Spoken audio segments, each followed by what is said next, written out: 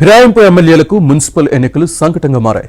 ఏ party తరపున తమ అభ్యర్థిని పోటీ చేయించాలో తెలియని పరిస్థితి నెలకొంది. గతంలో కాంగ్రెస్ నుంచి పోటీ చేసిన అభ్యర్థులు వీరికి సహకరిస్తారా? ఏ వర్గానికి ఎన్ని కేటాయింపులుంటాయి? గద్వాలలో ఎమ్మెల్యే బండ్ల కృష్ణమోహన్ రెడ్డికి గడ్డు పరిస్థితులు ఎదురుకానున్నాయా?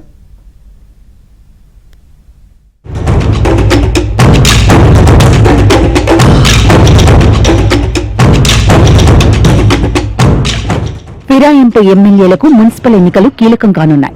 గద్వాలలో బీఆర్ఎస్ పార్టీ నుంచి గెలిచి అధికార పార్టీకి సహకరిస్తున్న ఎమ్మెల్యే బండ్ల కృష్ణమోహన్ రెడ్డికి అసలైన పరీక్ష ఎదురుకానుంది. పార్టీ ఫిరాయించినట్లు ఆధారాలు లేవని స్పీకర్ క్లీన్ చిట్ ఇచ్చిన నేపథ్యంలో బండ్ల అడుగులు ఏ విధంగా ఉంటాయోనన్న ఆసక్తి ప్రజల్లో నెలకొంది. గద్వాల మున్సిపాలిటీలో గతంలో కాంగ్రెస్ నుంచి పోటీ చేసిన సరిత తమ వర్గానికే టికెట్లు ఇవ్వాలని పట్టుపడుతుండడం ఎమ్మెల్యేకు సంకటంగా మారింది.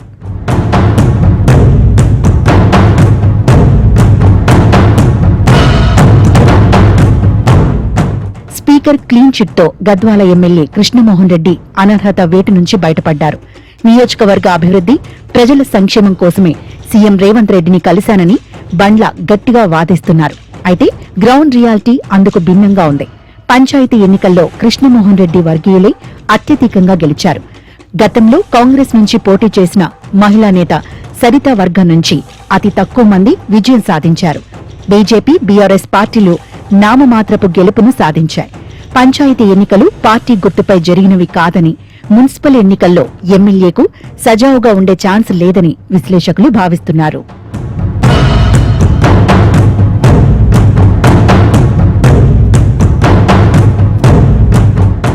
పుర ఎన్నికలు పార్టీ గుర్తుపై జరగనున్నాయి.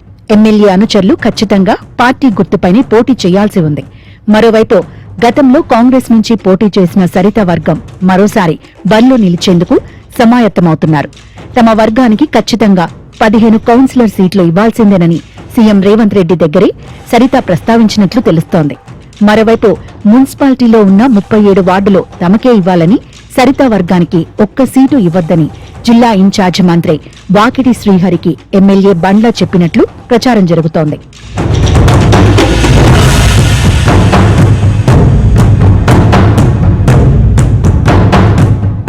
మున్సిపల్ ఎన్నికల ప్రచారంలో ఎమ్మెల్యే కృష్ణమోహన్ రెడ్డి వినూత్న పంథాను అవలంబించనున్నట్లు చెబుతున్నారు.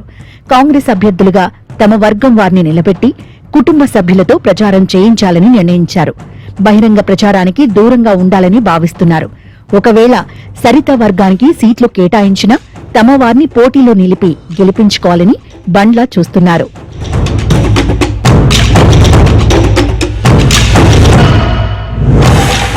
ప్లాన్ ఏ సాధ్యం కాకుంటే ప్లాన్ బి తమ దగ్గర ఉందని బండ్ల భావిస్తున్నారు. ఫార్వర్డ్ బ్లాక్ నుంచి టికెట్ ఇప్పించో, ఇండిపెండెంట్ గా నిలబెట్టో గెలిపించుకుంటామని ధీమా వ్యక్తం చేస్తున్నారు. గెలిచిన అనంతరం తిరిగి కాంగ్రెస్ లో చేర్పిస్తామంటున్నారు. సరిత వర్గానికి 12 సీట్ల కంటే ఎక్కువ కేటాయిస్తే తాము వేరే మార్గాలు చూసుకుంటామని బండ్ల హెచ్చరిస్తున్నారు.